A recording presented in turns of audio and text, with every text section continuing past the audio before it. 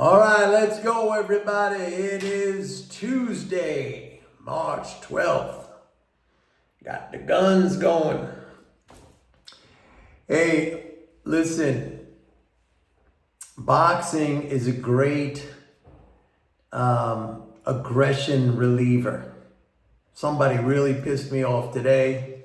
I was angry, but then I went to my boxing session, got it all out. So I feel good now. All right, what's going on? We had a market that was up today, folks. I want to talk about today was interesting because we had what I would say would be a hotter than expected CPI number. It was up 0.4% in the headline, 0.3.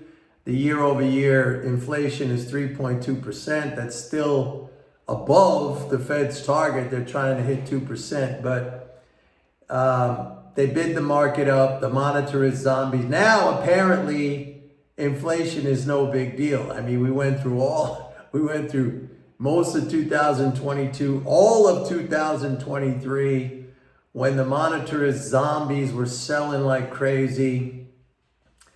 Remember that, I mean,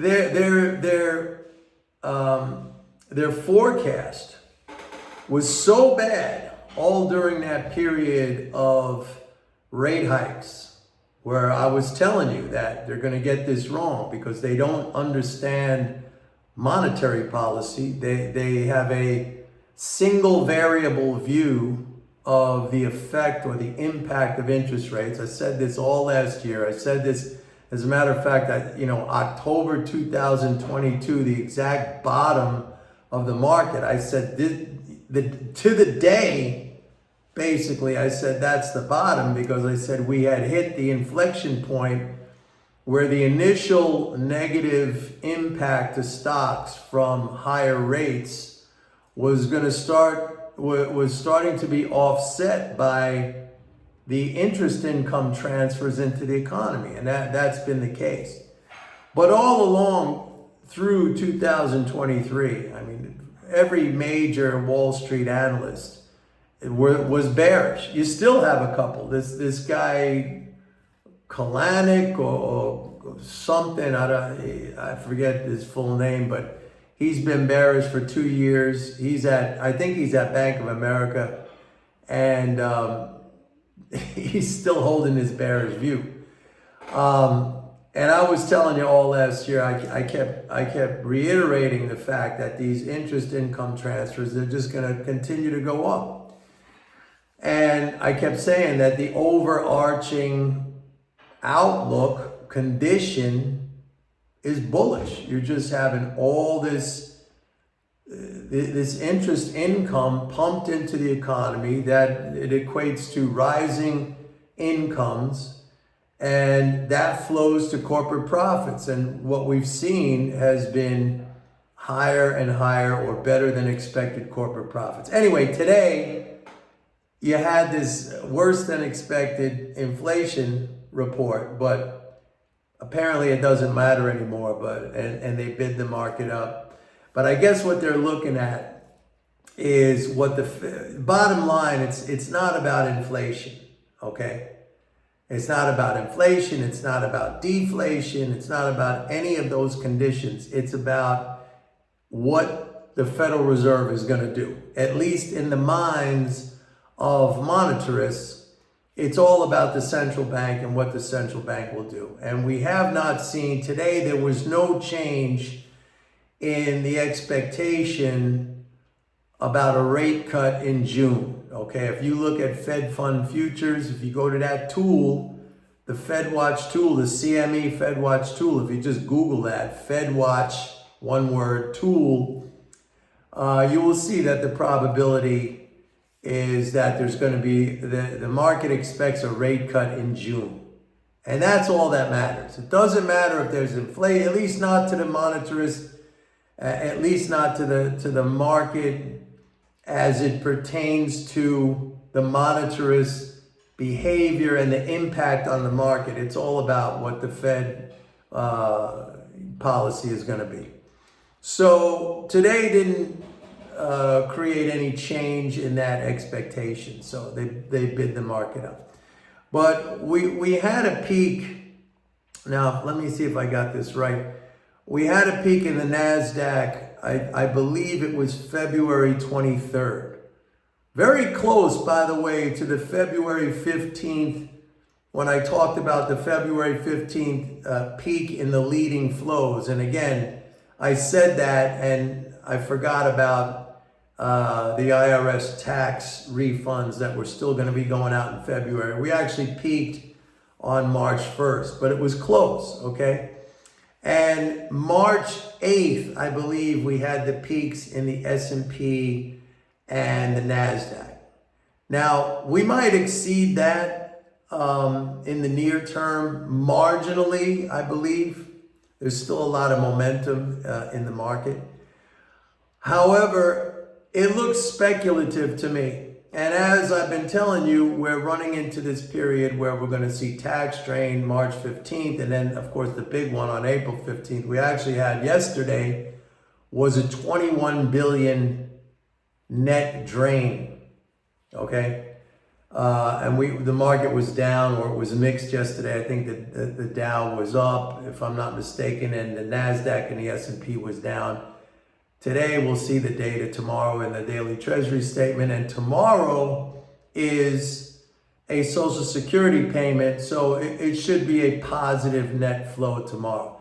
Again, folks, I don't like to give these day to day, it's going to do this today, it's going to do that tomorrow. I do that as a courtesy. But I keep repeating that the overarching condition is bullish with these transfers. You got Biden now. He has proposed a 7.3 trillion budget for fiscal year 2025. That's just, the spending, it's not even that it's going to stay the same. It's going up. So, you buy the dips, you stay long now all the way through 2025. I'm saying this now. It is March 2024. And a lot of you get upset at me because I say, well, we're hitting a cyclical peak in the flows and it's going to pull back, and there's a high probability of a correction in the market.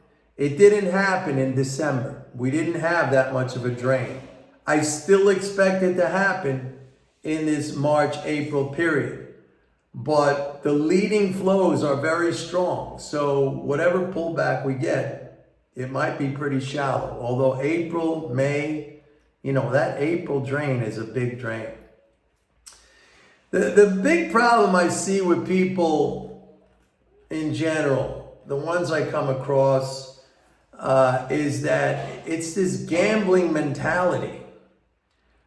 I think I would put that at the top of the list of behavioral traits that are going to be detrimental to the results. It's this gambling mentality where, you want to catch every squiggle in the market. It's a lack of patience. That's part of the gambling mentality. Like you want the money fast.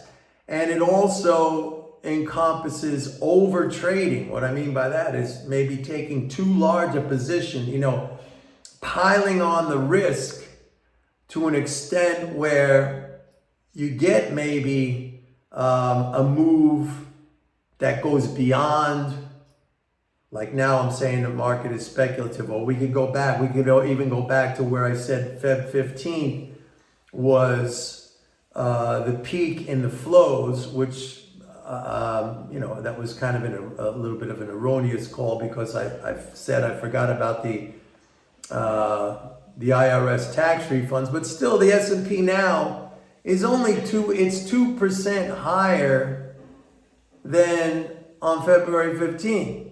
So if a 2% move against you is causing you to lose large amounts of money, then you're over trading. You're taking on too much risk. And if you take on too much risk, that is a classic sign of gambling mentality. Like, you're all in, you want big money fast, it's a lack of patience, it's a gambling mentality, and I think, again, I would put that at the top of the list of behavioral traits that do people in. And I see this a lot. It's very, very common. And you gotta, I don't have any particular tricks or things I could advise you on as to how to corral that, how to work on that negative trait. I mean, you have to be conscious of it. And you have to have patience. And a lot of people, it's hard for them to have patience because, I don't know, maybe it's the society we live in, maybe that's just human nature. Like people don't want to wait. They want it now. They want it now, and they want big money now. And again, I go back to my days as a floor trader, and I had the same mentality, the plunger, like doing it big. And there's, maybe it's a psychological thing. Certainly it could be even a physiological thing. Actually, producing, when you get those big hits, I remember, when you get those big scores, that's like a dopamine rush, right? It's adrenaline rush. The adrenaline is pumping when you go in big. If you win, you get that dopamine rush, and your body craves that. It wants that again and again and again. And then when you don't get it, you get really down, and then you need something to pick you back up again. You need something, and it's that action. So it's actually physiological. But I always say that the first step in eliminating bad behavior is awareness. You have to be aware. Like if you engage in bad behavior or harmful behavior, the first step is to be aware of it, to admit it, right? Like if you're an alcoholic, if you go to Alcoholics Anonymous, what's they ask you, you don't have to do it if you don't want, but the first step is to get up there and to admit, I am an alcoholic. Same thing, gambling, these are the same sort of mechanisms in behavior. They're very related, like alcoholism, drug abuse, gambling. These are very, very harmful behaviors. And it's no wonder, to me, it's no wonder. And I speak from experience because I went through the same learning curve. I got out of it. And I don't have any particular advice to help you get out of it. I mean, maybe it's maturity. Maybe it's, I don't know, like finding a different release, okay, from that desire to have action. I mean, I'm very much into physical fitness and working out and stuff like that. And, that's a primary focus to me. Maybe that's what helped me. I don't know. And also, when it starts to work, then it reinforces this positive cycle as opposed to the vicious cycle of, the gambling mentality when you lose and then you got to make it back and then you double up or you triple up and then it just gets worse. Or maybe it works one time and you think, yeah, you see, I'm back. And then right away it goes back down into that negative. I mean, it's really, really destructive. And I think that's the reason why a lot of individual investors, and also I've seen pros. I've told you stories of my days in the trading pits where, representatives of the clearing firm would literally come down to the trading floor and carry guys out. I mean, not like pick them up in their arms, but I mean, take them by the arm and just escort them out of the trading pit because they blew out. No money in their accounts anymore. And how did that happen? It happened from overtrading, from being too aggressive. And that, again, that's that gambling mentality. I mean, people get hooked on that. That is addictive. And it's very, very harmful behavior. So anyway, getting back to the markets, I need to state very clearly that And I'm saying this out of just fact that what I do and my understanding of the monetary system, there is nothing comparable. And this is not, I'm not trying to elevate myself into some kind of that I'm some kind of guru or something. It boils down to an understanding of how the monetary system functions. And realizing that the vast majority, all of mainstream economics, operates under a paradigm which doesn't exist anymore.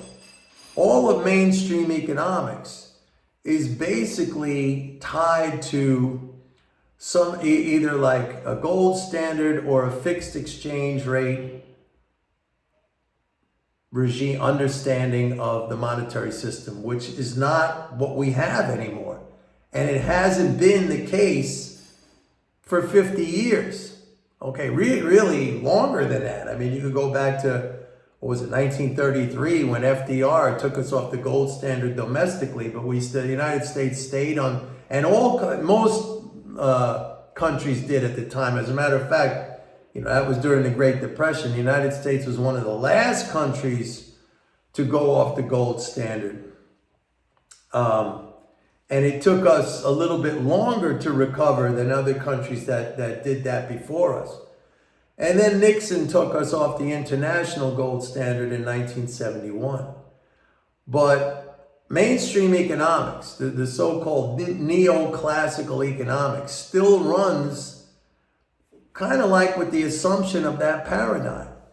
And I don't do that. That's how come I was able to see what was going to happen with the interest rate hikes all through, a good portion of 2022 and all of 2023.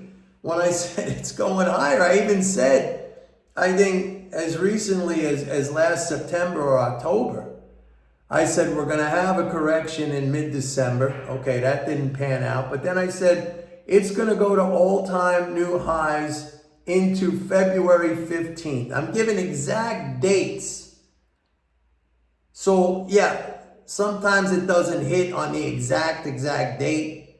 I mean, I just told you that the Dow peaked out, so far at least, on February 23rd. Okay, and so far the S&P and the NASDAQ it's March 8th. Now, maybe that'll be, like I said, maybe that'll be taken out marginally.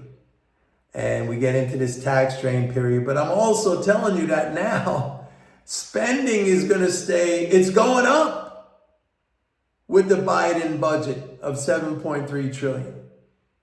So, I mean, this thing's just going to keep on. So every pullback, you got to this is, let me tell you something.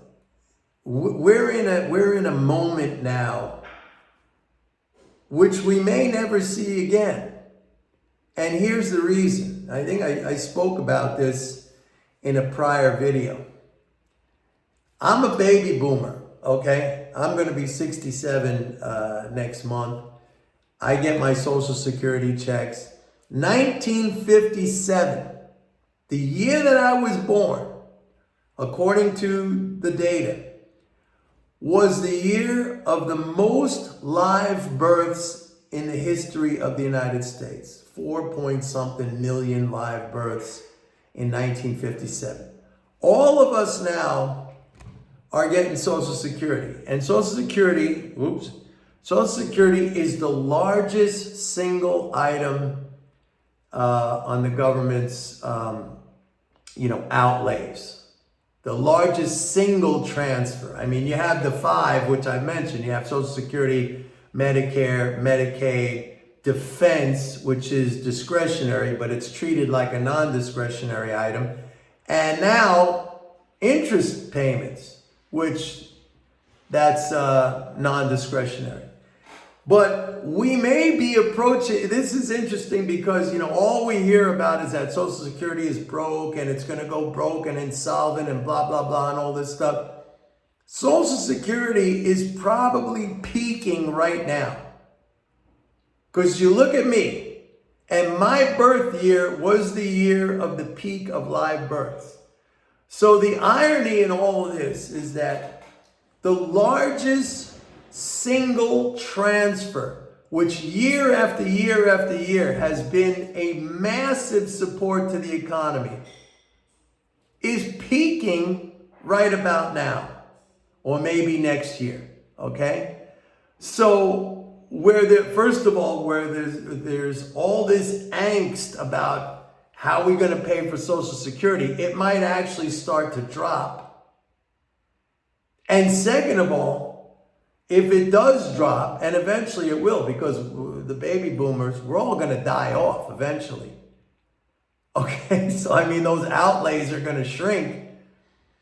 This massive program, which has been supporting, and it's like somebody once gave the analogy of the python that swallows the pig, right? The pig travels through the body of the python. This bulge as it goes through the body and gets digested, and then it's out. It's we're the bulge, and we're traveling through, and we're coming to the end point when we're gonna be like crapped out, Nobody's talking about that. So that's why I say we're in a moment now where you just gotta load up on good quality equity assets, because we got another couple of years. This is my theory anyway, that Social Security is going to peak, and if it does, there's nothing there to take its place, because when we die off, that means Medicare peaks, that means Medicaid peaks. All this stuff is related. Think about it. This is I find it to be a fascinating thing, especially since nobody's talking about this. So now's the time, folks. Now's the time. And if you're looking to make these little squiggles on the down moves and stuff, I reserve the down moves for buy them. If you want to play them, on the short side, that's up to you. My trading days basically they're over, except for, I do some Forex. But yeah. But really, try to jettison that gambling mentality. Don't overtrade, have some patience, and understand, I think anyway, we are in the moment right now. And you got to take advantage of this. And I don't really see, as much as I bring to you, these cyclical peaks and the flows and stuff like that. I always say what do I say? The overarching thing is bullish. And Biden just stepped that up. Okay? And again, the big five of spending, they're all basically non-discretionary. They're all automatic. They can't be changed unless Congress comes together and says, okay, we're going to cut Social Security, or, we're going to cut defense, or the Fed, drops interest rates down to zero again. And that's just, even if they do that, that's just one thing out of those five. The other four, I don't think defense is ever going to go away, really, because that's what we're all about in America, is the military. You can't go to a ball game without freaking F-18s flying over, or stealth bombers or something. That's just who we are as a culture. That's never going away. But the baby boomers, we're all going to die off one day. But I'm in here for the long run, folks. Anyway, that's it for today. Don't forget, go to my website, Pitbull. Nobody does what I do. And I'll put my market calls and my economic calls up against anybody. And, Wall Street was so bad, they even, which is, here's a rarity, they even admitted how badly they got it wrong. They admitted it. Did they go back to the drawing board and try to figure it out? No, they didn't, but they did admit it. That's something, I mean, that's like seeing a UFO. That's as rare as seeing a UFO. They admitted it. Think about that. Go to my website, pitbulleconomics.com, sign up for a 30-day free trial of MMT Trader. Bye.